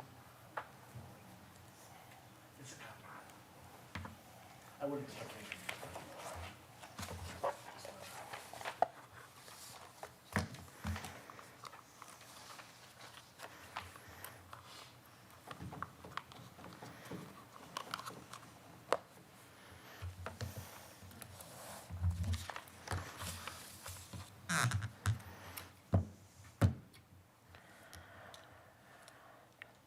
Mrs. Shope, just give me a heads up whenever you're ready. Your head was up. I saw it pop. She went like this. Hey, oh, It's getting late. yeah, nothing to be sorry about. Yeah, it's He said, give me a heads up. She goes, okay. The Board of Education has reconvened into public session to take action on the closed executive session discussions. Is there a motion to accept the resignation of Dr. Garrison pursuant to the terms of the resignation agreement? So moved. Second. Motion by Brian Nichols, seconded by Tom Hankins. Any discussion? Could we have a roll call vote, please? Absolutely. Mrs. Shope, may we have a roll call vote when you are ready? Yes. The motion is to accept the resignation of Dr. Garrison pursuant to the terms of the resignation agreement.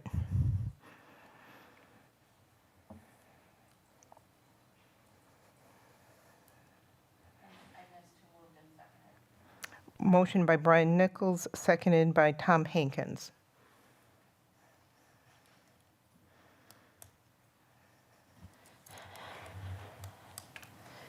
Carol Fox? Aye. Megan Miller? Somebody needs to shout their mic, sorry. Nay. Brian Nichols? Aye. Tom Hankins? Aye. Amy Levy? Nay. And Tia Johnson? Aye. Motion carried 4-2. Next, I will accept a motion to waive policy 225 to waive the completion of the annual evaluation of the superintendent because it is unnecessary due to his resignation. So moved. Second. We have a motion to waive policy 225 to waive the completion of the annual evaluation of the superintendent because it is unnecessary due to his resignation. Motion made by Brian Nichols, seconded by Tom Hankins. Any discussion?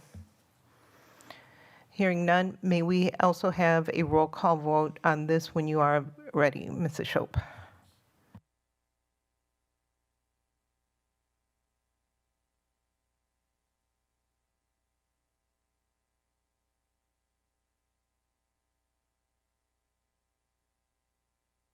Brian and then Tom.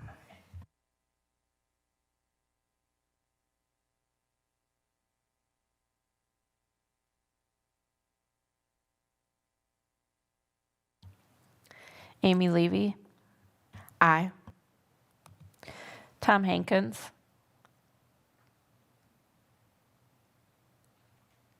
Aye. Brian Nichols, Aye.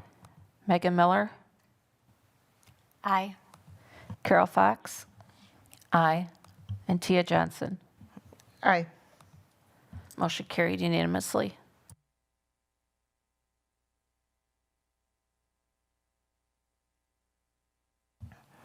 Finally, I will read the joint statement.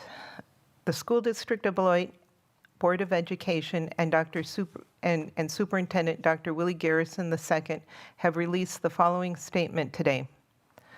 The School District of Beloit Board of Education has accepted the resignation of Superintendent Dr. Willie E. Garrison II effective December 31st, 2025. It has been an honor to serve as superintendent of the School District of Beloit, said Dr. Garrison. I am proud of what we have accomplished together over the past 3 years, particularly the achievements of our students. I also want to thank our outstanding staff, families, and community members for their support of our schools. With mutual respect, the board and I have agreed to my departure at the end of the year. Board of Education President Tia Johnson said, "We thank Dr. Garrison for his time with the district and wish him well as he takes this next step in his future career opportunities. The Board of Education will begin the process of identifying the district's next superintendent in the coming weeks and will ensure a smooth transition." Thank you. Is there a motion to adjourn? So moved. Second. Motion by Amy Levy, seconded by Brian Nichols. Any discussion? Reminder to fill out your pulse checks. All in favor? Aye. Aye. Aye. Aye. Aye. Any opposed? Motion carries unanimously. We are adjourned at 9:56.